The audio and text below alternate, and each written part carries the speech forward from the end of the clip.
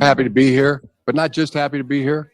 A tremendous amount of preparation that's gone into to this game. We know the task at hand.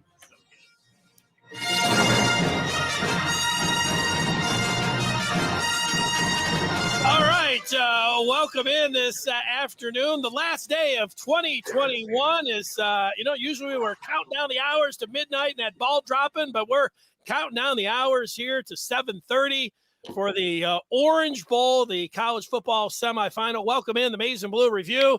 And there he is, the beat writer for TMBR, Daniel Dash, with the sun shining in, bringing us the warm weather here on Afternoon Live. Daniel, how are you?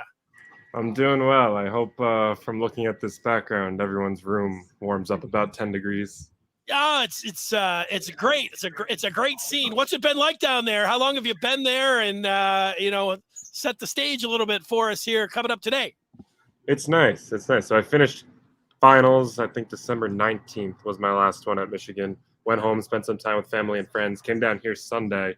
We've been down here all week for the media stuff. It's been awesome. The hospitality's great. The Orange Bowl staff has been great. The media hotel was great. The pool is really something at Le Meridian in Fort Lauderdale. But it's been a great week overall. Really looking forward to the game tonight, and then heading home tomorrow morning. Yeah, how far are you there at Lauderdale from the water there? Not far. We're actually on the Intercoastal right now. I'm down here with some of the Michigan Daily guys, so we're staying at a photographer's house. It's been a lot of fun.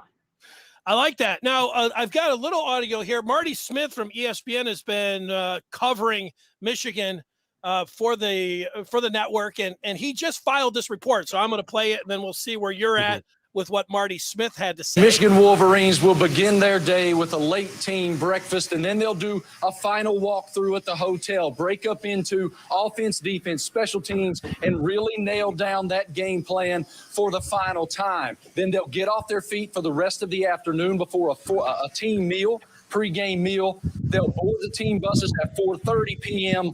for a scheduled 4:55 p.m. arrival at Hard Rock Stadium for the Orange Bowl. The big story surrounding Michigan the past couple of days is safety Daxton Hill. Will he be available for the Wolverines? A source very close to the team told me this morning he did arrive here in Miami and is here. He is still, though, a game time decision whether or not he'll be available for the Wolverines on the field. If, in fact, he cannot go, it'll be freshman Rod Moore, who's been a great asset for Michigan this season, played a lot of snaps against Ohio State when the Wolverines had that landmark win over their arch rival, and played a lot of snaps in the Big Ten championship. He loves to watch film.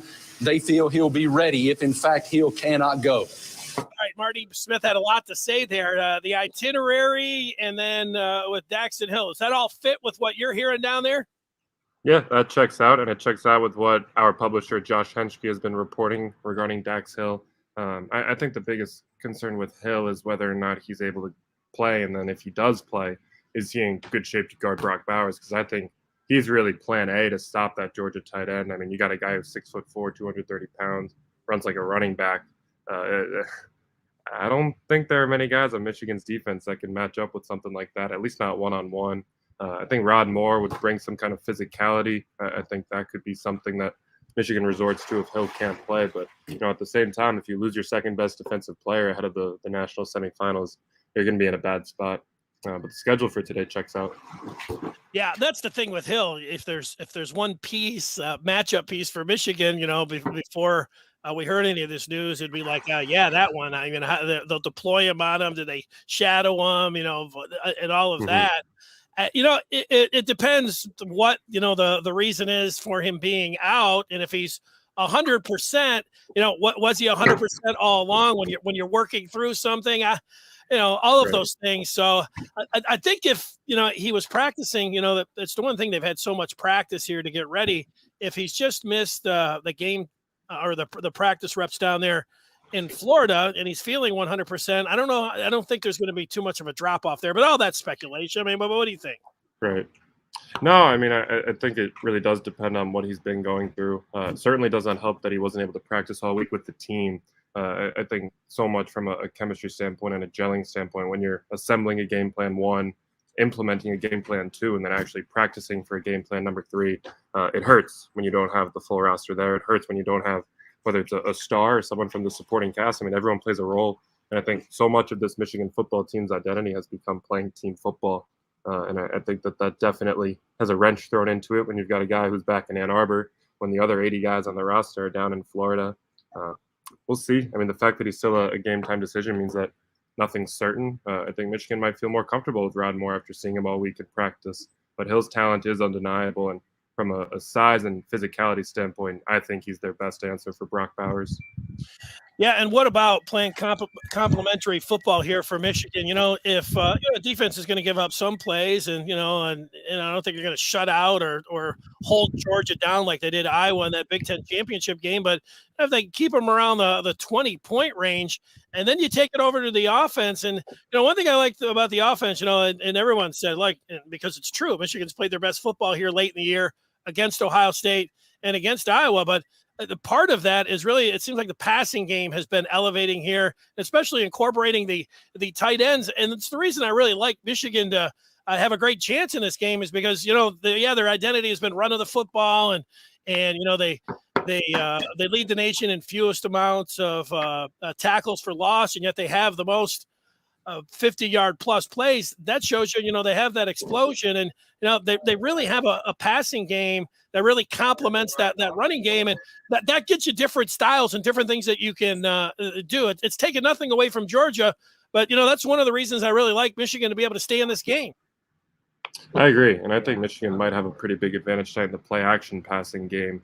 Josh Gaddis in recent weeks has done a really good job deceiving defenses with their eyes. They've run a lot of misdirection. You think back to the first touchdown against Ohio State, it was the Statue of Liberty sort of played A.J. Henning coming around the other side.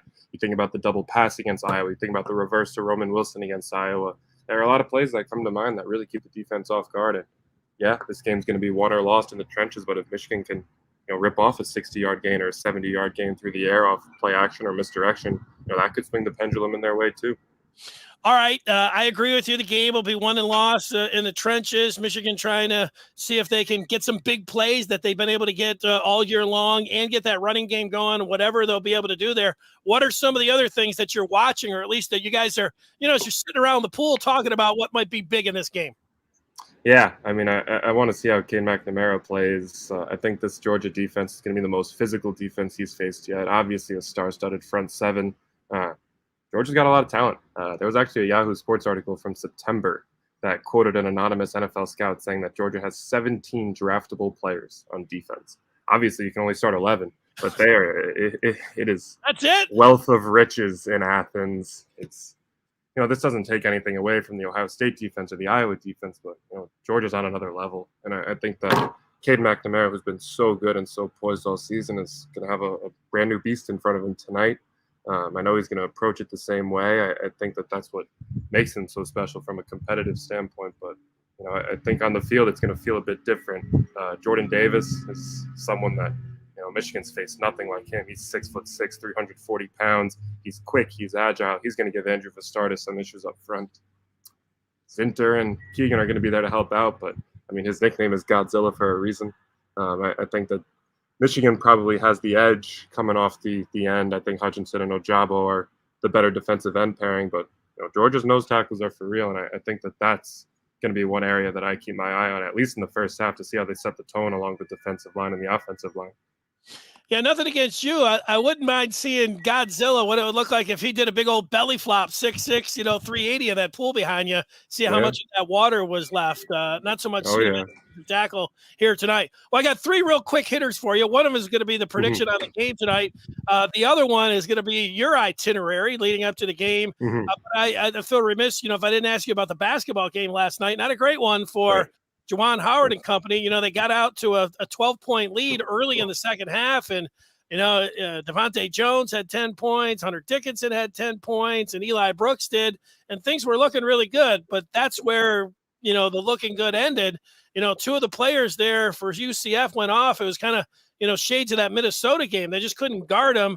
They end up losing by double digits here. What did you see in that game last night, and what kind of predicament does this put the Wolverines in?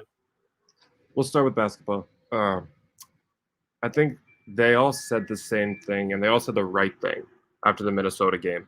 But what I look for in college basketball is progress, especially before the new year. I think January is really a big turning point for most teams. But if you identify a problem, you know how to fix it, and then you go out there and the next game you don't fix it. I think that says a lot about a program. It says a lot about the team, and I think that when you start questioning your own progress and your ability to take a step forward, your ability to get better throughout the season, that leaves you with much bigger problems. And I think what made last year's team so special is with the veteran leadership they had and really just the talent they had, they were able to identify problems so quickly, sometimes even in the flow of games, and fix them immediately. This looks like a really long-term problem for Michigan. The zone doesn't look great. They're getting beat off the dribble and man-to-man. Individual performances are killing them. I mean, you look at Darren Green Jr., he had a season-high 27 points last night. In their previous game, he had 5 points on 2 for 10 shooting against North Alabama. You got to wonder what's going on for Michigan from an individual matchup standpoint, and I think that's got to be frustrating the heck out of Juwan Howard. Juwan Howard, in his 6 years as an assistant coach for the Miami Heat, he was responsible for developing big men and crafting the defensive game plan. So, I mean, he's looking at this through as analytical as a lens as anyone, and I know that it's probably on his mind. But when you go out and the next game, you can't fix the problem that you know exists, and it's the same problem that cost you the game. That's where I see the red flag, and that's what I think has this team careening towards an NIT tournament appearance as things stand right now. Yeah, well, out of the frying pan into the fire for these next 4 games, they got to go to Rutgers, and they got State and Purdue there at Chrysler Center, but those might be the top 2 teams in the conference, certainly Purdue, and then they got to go to Illinois. So it's not going to get easier for them. How about, I mean, it seems like easy street for you down there, flip-flops on, down by the beach, but you got to get to work, go to the game. So what's going to happen there? Do you just Fort Lauderdale, a quick little bus, Uber over? What are you doing? Yeah, as much as I want to get used to this and stick around down here, we're going to take the media shuttle down to Hard Rock. I think that leaves at 4:15. We'll get settled in the press box, hopefully catch Bama Cincinnati from there. But I'm excited for tonight. I'm a big fan of the Miami Dolphins, so to cover a game in their stadium should be really fun. My mom was born down here, so I grew up a Dolphins fan, the lifelong suffering. But they made some pretty big stadium renovations over the past few years, so I'm excited to see what it looks like in person. Haven't been to Hard Rock in a long time because of the pandemic. But then we are going to head back tomorrow morning. Don't know if it's going to be worth it to sleep. Figure we get off work around 3 a.m., 3:30 a.m. tonight by the time all the celebrations and the pressers and the writing is done. I fly back at 7:30. So if I fall asleep, I don't know if I trust myself to wake back up, and I got to drop the rental car off. So we'll see. But I am excited to get back to Michigan, excited to start the second semester of classes, and excited to get back to Chrysler for some Big Ten basketball coverage. Yeah, I don't know exactly the lay of the land over there, but I know Boardwalk is South Beach. My guess is that, things are still going to be hopping there at 3 a.m., so you might just be able to take it right to the morning. We'll see if I have the energy for it. Yeah, that's you're questionable right now, whether you'll be able, not that you'll make the flight, we expect that, but questionable whether you from 3 to 7:30, what exactly is going to take place there. Game time decision. Dax and I both. Well, final thing. We know you're feeling good. Hopefully Dax is feeling well enough to play out there for sure. Both teams. We don't want any surprises when it comes down to that. But so thinking that everybody's going to play, and you've thought about all these matchups, and you've analyzed it as much as anybody. What did you come away with a prediction? I've been going back and forth all week.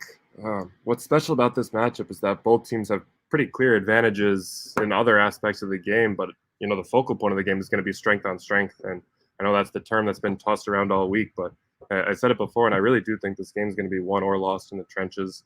I published my official prediction this morning in the Michigan Daily. I did go with Georgia 24-23. I think that their passing game is a bit more dynamic than Michigan's. I think their secondary is a bit better than Michigan's.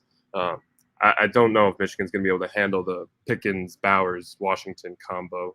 I think that package is going to give them a lot of issues, and I think in a close game, I'll take the team that's significantly more talented. Though I do think Michigan has a big coaching advantage in this game. I would take Michigan staff from top to bottom over Georgia's in a heartbeat. Look, it's been a storybook season for Michigan, and I don't think that they've paid any mind to people who doubt them, people who pick against them. But I think they're going to go out tonight, and whereas previous Michigan teams might have rolled over on a national stage, this is a team that I think is going to go out there and give Georgia a game. Wouldn't shock me if they win. I am going to go with Georgia. probably as close to a 50-50 game as there ever has been in the college football playoff, at least that I remember.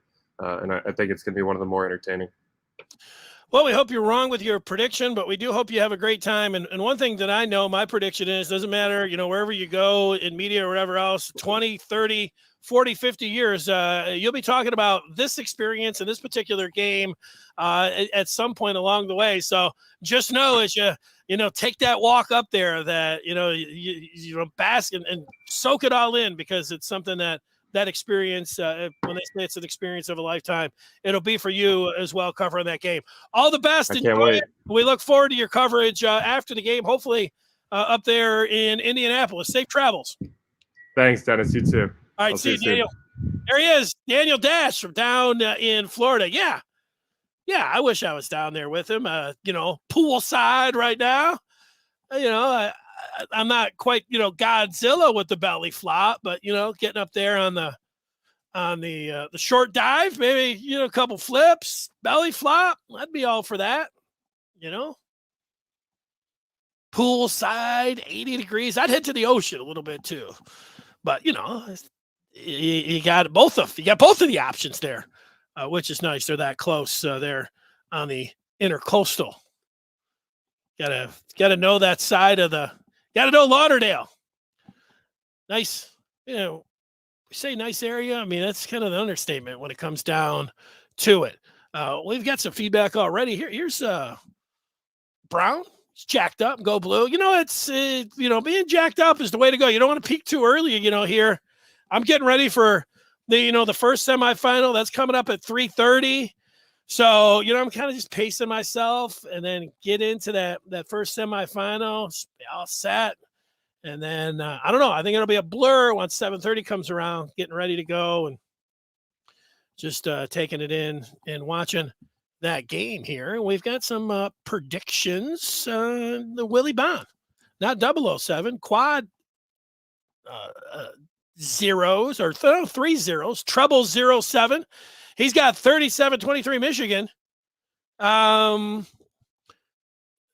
Basketball today. Is there any basketball today? Am I going to talk about basketball today? I'm not sure where you're at. You'll have to clarify your comments there. I didn't know exactly what you're talking about. It's a big score. You know, for my prediction in this game, you know, I go back to Michigan, Ohio State, and I picked Michigan to keep it close against Ohio State, but I did not pick Michigan to win that game. And then, you know, watching how the Wolverines played in that game, and then the way they, you know, they took it to Iowa, and, you know, I know Georgia is very dangerous, and I think Michigan, you know, they deserve to get picked here, and I like their chances. I like that they can get after it in the passing game as well as the running game. Thing I don't know is if that, you know, the running game continues to be bottled up and they get behind by double-digit points and they just have to rely on the passing game. Would that be too much for them? But, you know, I think that they'll be able to keep it close. I think this game is going to be really low scoring as both teams try to feel each other out in the first half. And then I think, you know, in the end, get to the fourth quarter, make a couple big plays. I like Michigan's offense. I like where they're at with their defense and how they can attack and the different players that they have. Yeah, you know, the situation with Dax Hill doesn't make me feel great.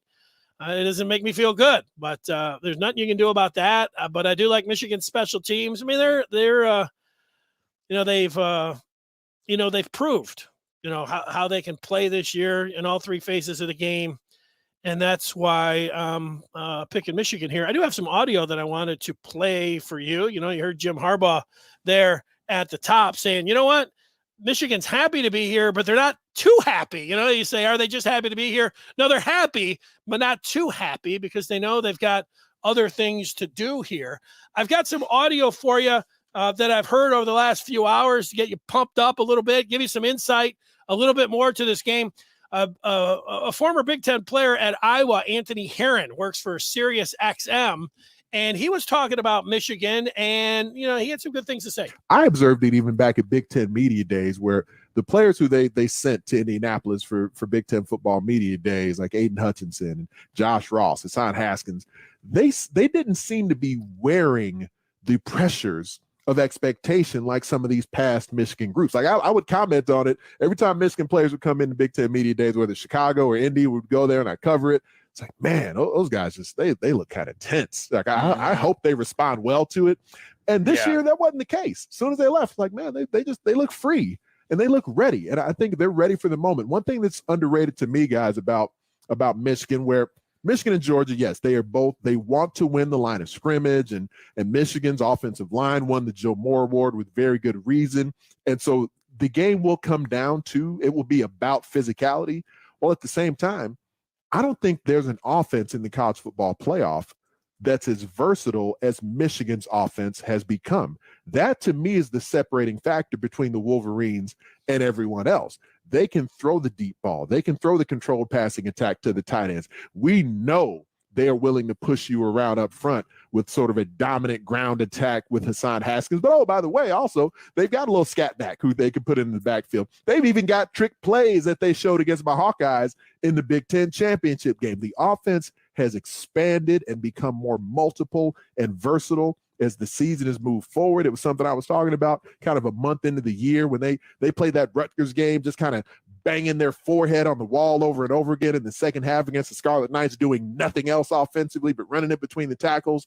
And then they trusted Cade McNamara, and he made them look intelligent in doing so. And you still get J.J. McCarthy in there with the read zone game too. They can do a lot. Now, I'm not going to act like they're not LSU from a couple years ago. They're not Alabama from last year. They're not Clemson from several seasons ago. They're not that level of offense. But for this year and what college football has been this season, Michigan shows a versatility on offense that none of the other teams in college football playoff have been able to show here. How about that from Anthony Herron? The versatility of Michigan is what I was talking about a little bit there. And I like some of his points there. Even, you trace this one back. I say, well, when did you know those? You heard what Herron had to say at Big Ten Media Days. And you know what? Now looking back, Hutchinson, going into the Ohio State game, it didn't feel like he was on pins and needles. Felt confident, felt excited. There wasn't anything about, we've been dominated 15 out of 16. None of that. Just excited to play. And you go all the way back to the off season. Now there was some of that, this might look like the ugliest orange of all time that I have here, but these particular oranges, I wish I would have figured out exactly what they call. I think they might be called Samoan.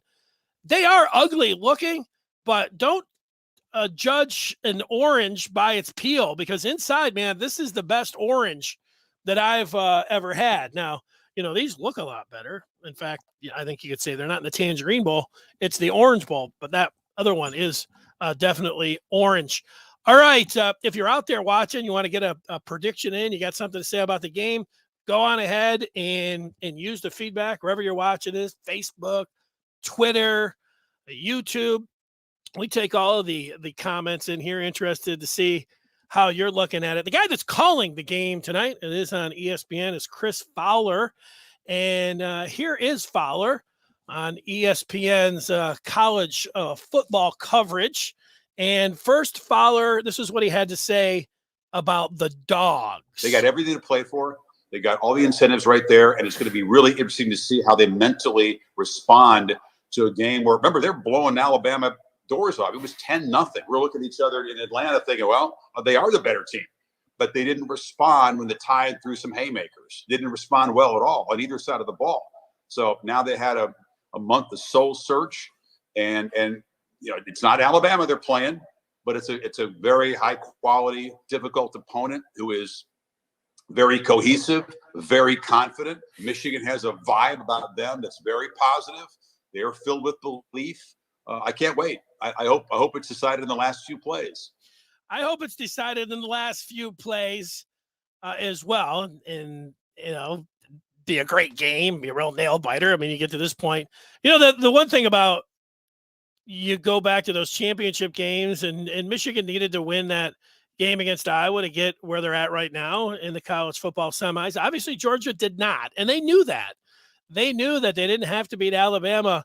We always talk about, the motivation, like, well, if these guys need to be motivated by anything, but, it's the one part that you look at it, you say, yeah, Georgia going in, you knew Yeah, sure, they wanted to beat Alabama. You play for an undefeated season, plus you knock Alabama out, and they're your nemesis, so and then you don't have to feel like you're backing in or anything else. So, all of that. But there's also the part where, hey, we're already in.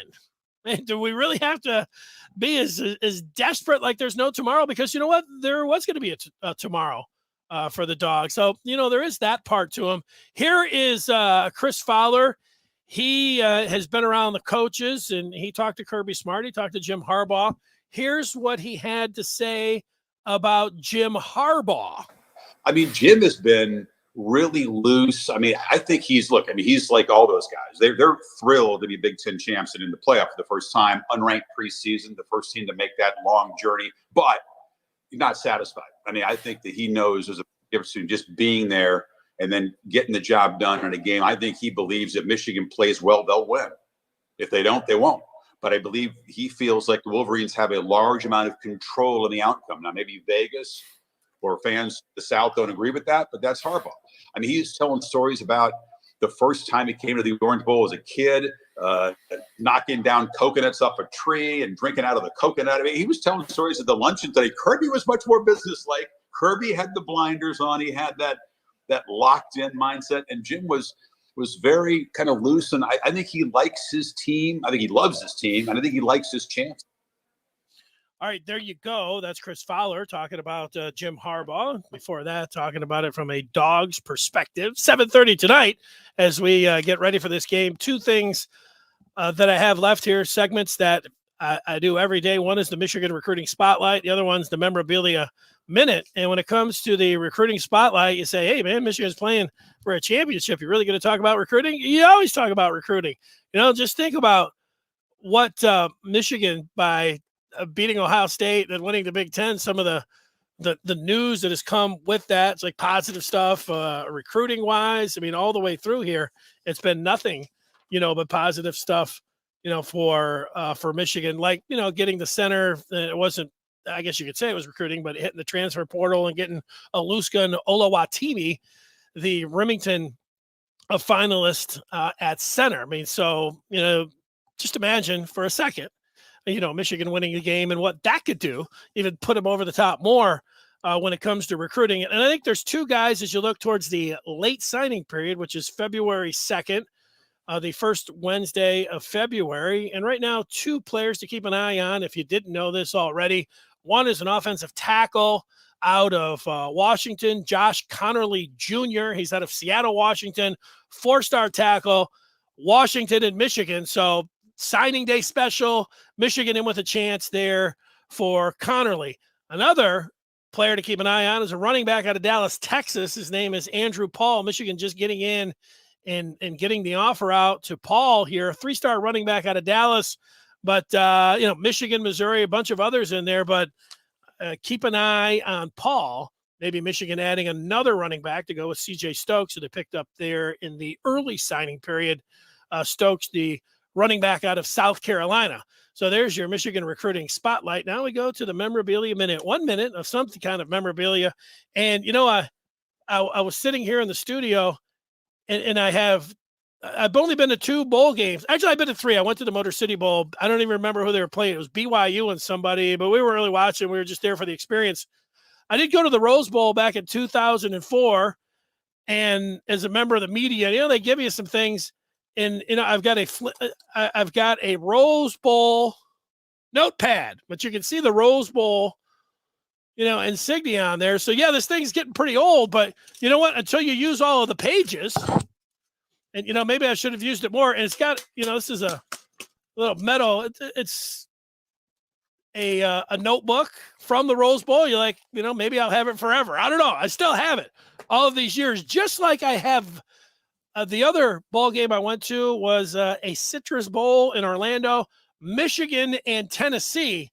And, and they gave us this. Now, these things, it's one of these things where you got, I don't know if it's not necessarily a briefcase, but, you keep a notepad in there. But, now this was a little bit before iPads and even before cell phones. I mean, I guess you could still take it, get some of your notes and everything. And maybe I did that, but it's like, I haven't thrown it out yet. I still have it. So there it is. That's from the Citrus Bowl. That's the Memorabilia Minute here for the last day of 2021, which now gets us to, the games today. Alabama and Cincy, and then here we are, Michigan taking on Georgia. And, now, what are you going to say, man? The hay's in the barn. Team's back. They're just relaxing, getting off their feet, sitting back, probably watching a little football. And, then they'll depart around 4:30, to go in there and get ready for that 7:30 kickoff. A reminder, if you're listening on the podcast, I have it down there on the crawl. After the game tonight, I will be checking in. I say about 10 minutes, sometimes a couple minutes before, sometimes it's a couple minutes after. Facebook you got to play more of a long view on Facebook, because if it's not within a 15-minute window, so there's a little guessing that goes on there. But I will fire the Maize and Blue Review TMBR TV up, and I'll be joined by former Wolverine Jim Scarcelli following tonight's game. And we'll talk about Michigan and Georgia, this college football semifinal, the Orange Bowl, and what, takes place. And so enjoy the game. See you after the game. If not, Happy New Year. And I'll talk with you on Monday. And, we might be talking about, let's see. I think it's some missed calls here. Yeah, Dax Hill's in, it says. No, I'm just kidding. It doesn't say that. But that's the report of what we're saying here. And like I was saying, Happy New Year. Enjoy it all. And then I'll be back on Monday to get things going for 2022.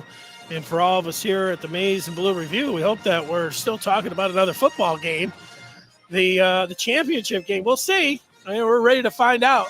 We're excited about it. Enjoy it. Thanks for watching.